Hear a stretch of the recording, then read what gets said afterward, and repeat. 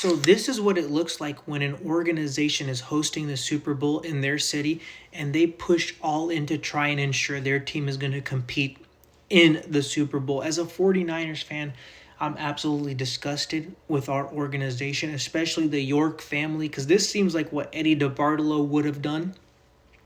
You look at the Los Angeles Rams, a team that was right there with the Seattle Seahawks if it wasn't for an Xavier Smith fumble. What do? Because the 49ers are hell-bent on keeping their high draft pick in this year's draft, the 30th pick in the draft, I might add, right? The Los Angeles Rams, however, are not, because they traded their 29th pick in this year's first round, a 5th rounder, a 6th rounder, to go and get all-pro corner Trent McDuffie from the Los Angeles Rams. This team was right there with Seattle if it wasn't for an Xavier Smith fumble. So what does this team do? They go add an all-pro corner. And for those who don't remember Trent, you should, because he shut down our offense in that 2023-24 Super Bowl. 40 coverage snaps, 7 targets. You know how many receptions he allowed? 2. He allowed a total of 9 receiving yards and 3 forced incompletions. I mean, look at our offense. They were shut down. He also made a critical pass breakup to help the stop 49ers from taking the lead. And this is not new for the Los Angeles Rams. Anytime the Super Bowl is hosted at SoFi, you see them go all in. I mean, that was a team that made the Super Bowl and traded their quarterback because they said, as good as we are, we can be better. So they traded Goff for Stafford, who ended up winning the MVP, I might add, last year.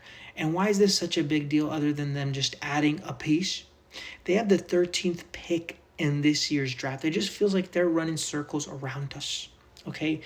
We're going into this season with our number one wide receiver being Ricky Pearsall. That is a recipe for disaster because we're going to have to go up against the Witherspoons, the Trent McDuffies, the Will Johnsons for at least the next 5 to 10 years. I mean, McDuffie is in his 5th year, okay? He is young.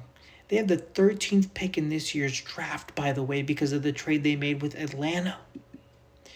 They could honestly get Keon Sadiq, who's run the fastest 40-yard dash for a tight end since Vernon Davis. This guy is an absolute vertical threat. And he is no Vernon Davis. He's going to be absolutely better. He's tougher. He's more physical. He has better hands. He's a better route runner. And he's going to have the advantage of learning from Devontae Adams.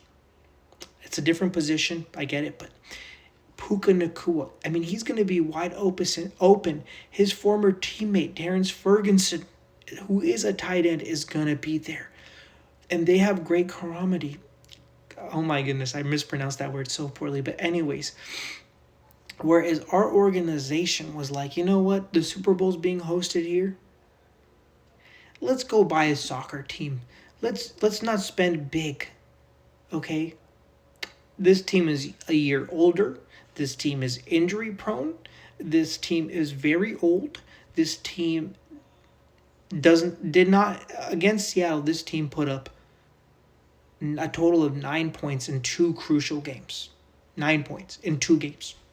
Couldn't even score a touchdown. Okay, the Rams have gotten significantly better. The Seahawks' confidence next year is going to be on 100. We're going to be 3rd in our own division. And our schedule, I know we went 13-4. Congratulations.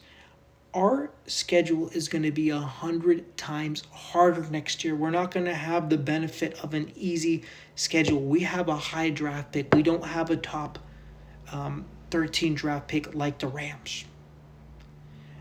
No free agent wants to come here. I mean, it is an awful situation.